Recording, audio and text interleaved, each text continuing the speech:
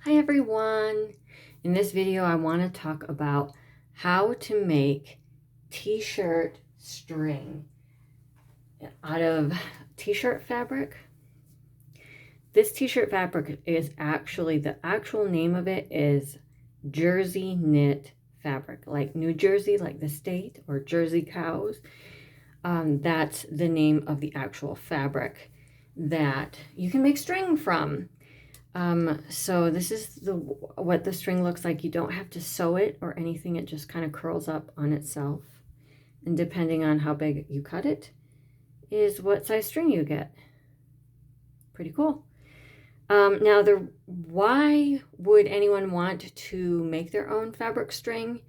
Well, there are many reasons. Just so that you can make your own supplies, so you don't necessarily always have to be running to the store, but also so you can recycle maybe even old t-shirts into things like masks or drawstrings for pants. You can use these for drawstrings for pants, like pajama pants, or drawstrings for things like hoodies. The other things you can use this string for is to crochet rag rugs. You can make long strips and stick them together and make rag rugs. You can also make baskets out of this kind of a thing. You can also make loops, ear loops for masks out of this. Very comfortable and stretchy. And then you can also make things like you can use this for the inside of piping if you want to make piping. If you don't know what piping is, that's this. It's usually like a decorative edge at the end of at the edge of things like purses or zip pouches, things like that. It's sandwiched between the two seams. Between the seams, and it's got this thick piping here. It protects the edge of the seam, does a lot of things, makes things nice and pretty. It's pretty easy to make as well. You can you just take your string, you wrap a binding around it. If the binding is made out of a knit fabric, you don't have to worry about which way the stretch goes on the binding.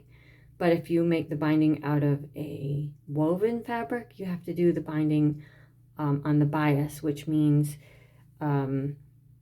fabric is woven with strings that go this way, threads that go this way, and the bias is on the diagonal, because that helps it to just stretch around any curves you have and stretch around the cording that you put inside of it. And it's just really easy. And how you just would sew this on would be, you would just put the right side of the fabric together.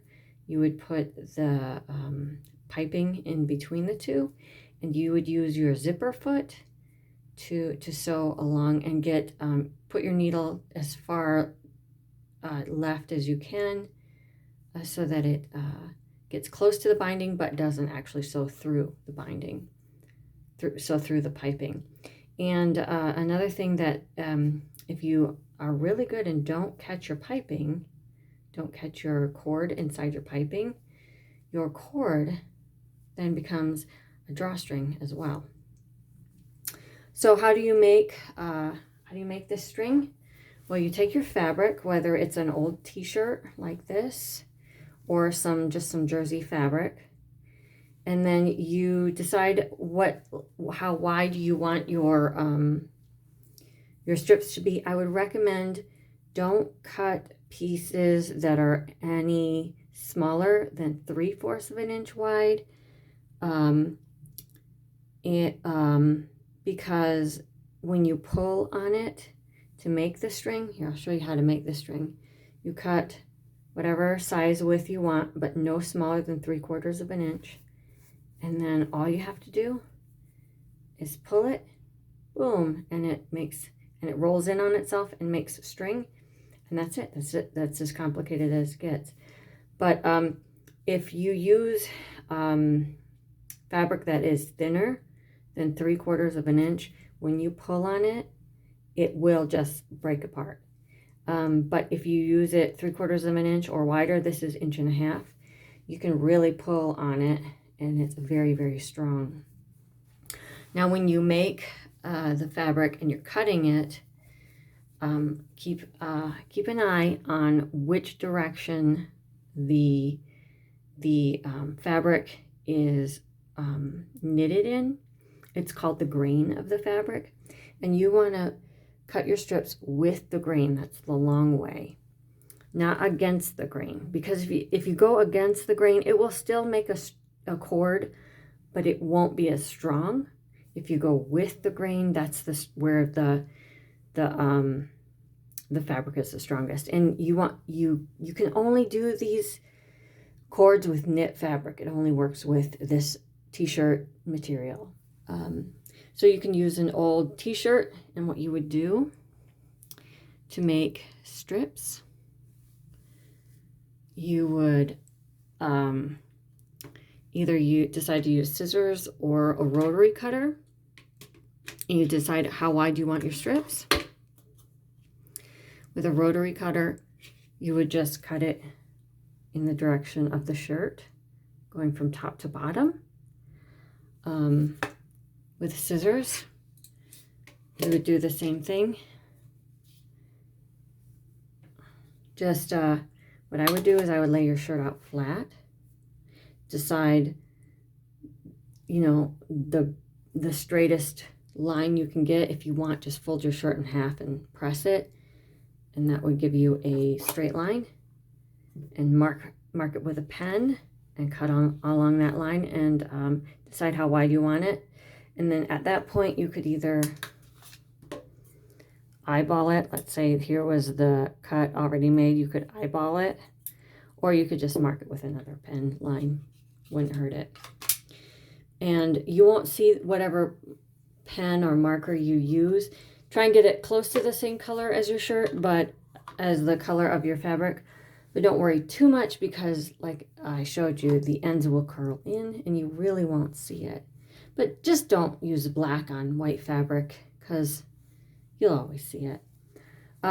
If you're using fabric, a quick way to make these strips is to fold your fabric. This is a yard of fabric if you unravel it all the way. And so what I did is I folded my fabric. It was a big piece of fabric, really wide. And I folded it up to be shorter than my ruler. See, my ruler's this long. So that when I cut it and all the strips were together, all I had to do was cut it once. Just use a lot of pressure, and I could cut through all of it at once, and then just move on to the next strip, and the next strip, and the next strip. And it goes really fast and easy. And how you would connect these for making rag rugs, I would recommend just finding a video on how to make rag rugs, and they'll show you how to connect the pieces of string to make a really long ball of string if you want to do that. But I made these particularly so that I could make drawstrings for pants that I'm making, and also make the ear loops for masks that I'm making. A reason to have this on, to know how to make this, especially when you're making masks, is in a pinch, if you need a mask and you need to make one, you can just take an old shirt and you have all the supplies you need, that and some thread, and you have everything you need to make a mask. You would need the shirt, thread and a needle, or thread and a sewing machine. And you could cut out your mask pieces on one side of the shirt, and then on the other side you make your strips for your ear loops, And you have, and there you go, you have, there you have a mask. So if you want to see me use these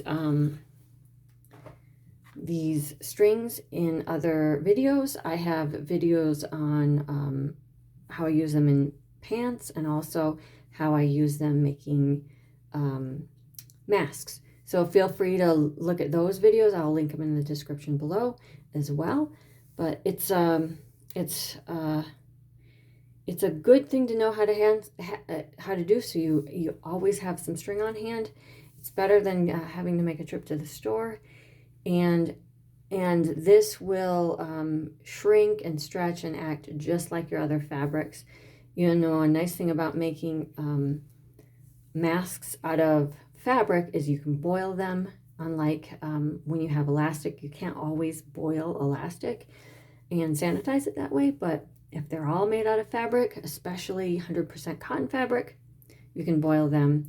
This is actually organic cotton, so I'm extra happy about these because I'm going to be making some organic masks and some organic cotton pants.